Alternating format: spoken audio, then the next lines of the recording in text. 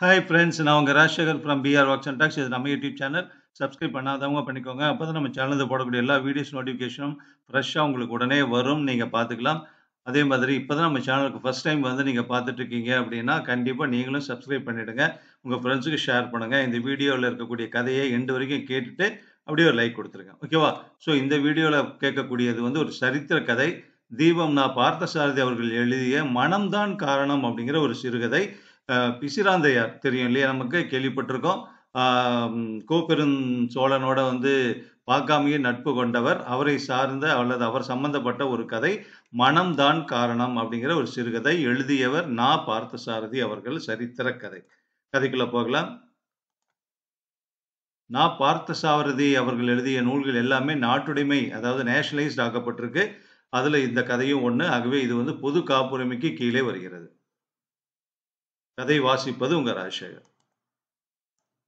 மனம்தான் காரணம். பிசிராந்தையாரே, உமக்கு என்ன ஐயா வயது இப்போது?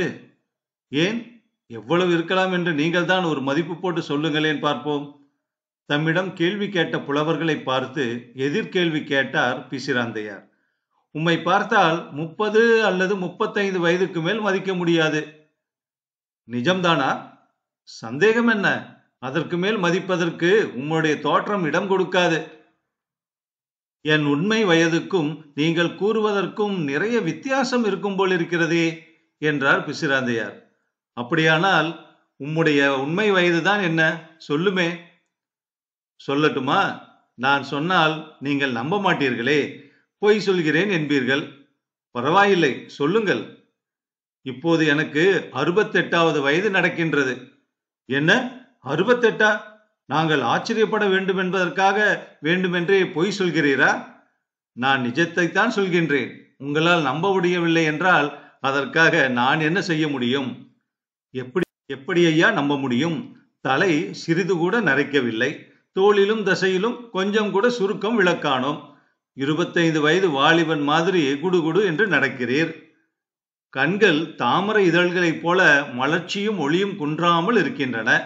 உமக்கு 60 வயதுக்கு மேல் ஆகிவிட்டதென்றால் படைத்தவனே வந்து சத்தியம் பண்ணினாலும் நம்ப முடியாதே ஐயா. நம்ப முடியாவிட்டால் என்ன, உண்மையை பொய்யாக மாற்றி விடவா முடியும்? முடியாது என்றாலும் காரணத்தை தெரிந்து கொள்ளலாம் அல்லவா? காரணம் என்னவோ சர்வசாதாரணமானதுதான். இல்லை பிசிராந்தையாரே, இந்த அழியா இளமையின் காரணம் ஏதோ பெரிய ரகசியமாகத்தான் இருக்க வேண்டும். சர்வசாதாரணமாக இருக்க முடியாது. என் மனைவி மாட்சிமை நிரம்பியவள். எனக்கு மக்களும் உள்ளனர். அவர்கள் அறிவு நிரம்பிய மக்கள். என்னுடைய ஏவலாளர்கள் ஒருபோதும் என் கருத்துக்கு மாறாக நடந்து கொண்டதில்லை. எம் நாட்டு அரசன் தீமை புரியாத நல்வழியில் நடக்கிறான். சான்றோர்கள் நிறைந்த நல்ல ஊரில் நான் வாழ்கிறேன். அது சரி, இவைகளுக்கும் உம்முடைய இளமைக்கும் என்ன ஐயா சம்பந்தம்? சம்பந்தம் இருப்பதனால் தான் சொல்கிறேன். அந்த சம்பந்தம் எங்களுக்கு புரியவில்லையே. புரியாதுதான், புரிய வைக்கிறேன், கேளும். சொல்லுங்கள், கேட்கிறோம். உடல் மூப்பு அடைவதும் அடையாததும் மனதை பொறுத்து அமைகின்றது. கவலைகள் குறைந்து மனம் உற்சாகமாக இருந்தால் ஒருவனுடைய உடலும் உற்சாகமாக இருக்கிறது. எனக்கு மனைவியாலும் கவலை இல்லை, மக்களாலும் கவலை இல்லை, ஏவலாளர்களாலும் கவலை இல்லை, என் நாட்டு அரசாட்சியினாலும் கவலை இல்லை, என்னை சுற்றி வாழ்கின்றவர்களாலும் எனக்கு கவலை இல்லை. சான்றோர்களின் அறிவை பருகி என் மனம் புஷ்டியாக இருக்கிறது. ஆகவே இளமை நிறைந்திருக்கிறது. அப்புறம் மனம் நரைக்கவில்லை, திரைக்கவில்லை, சுருங்கவில்லை, தளரவில்லை, தாழவில்லை. அதனால் உடலும் நரைதிரை, சுருக்கம், மூப்பு, முதிர்ச்சிக்கு ஆளாகவில்லை. இப்போது புரிகிறதா? புதிர் புதிர் புரிகிறது. ஆனாலும் உம்முடைய இளமை அதிசயமானது, அற்புதமானது. 68 வயதை 30 வயதாக காட்டும் அளவிற்கு உயரியது. ஏதோ என் பாக்கியம். இதை நினைத்து நான் ஒரேடியாக பெருமைப்படுவதில்லை. பெருமை சிறுமை உணர்வுகளை வென்றதனால் தானே நீர் இந்த இளமையை காப்பாற்றுகிறீர். இருக்கலாம் என்றார் பிசிராந்தையார் வேண்டா வெறுப்பாக. சந்தேகம் என்ன? இளமைக்கு மனம்தான் காரணம். யாண்டு பலவாக நரையில ஆகுதல் யாங்கு ஆகியர் என வினவுதர் ஆயின் மாண்ட என் மனைவியோடு மக்களும் நிரம்பினர்.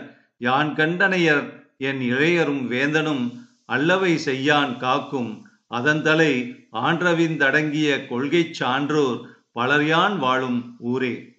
புறநானூற்று பாடல் இது 191. இதனுடைய இந்த பாடலை அடிப்படையாக வச்சுதான் இந்த கதை எழுதியிருக்காரு நா. பார்த்தசாரதி அவர்கள். புறநானூற்று பாடலை அடிப்படையாக கொண்ட கதை. சுதேசமித்திரனில் 2001 வெளியான புறநானூற்று சிறுகதை. மனம்தான் காரணம் சிறுகதை முற்றும். நன்றி.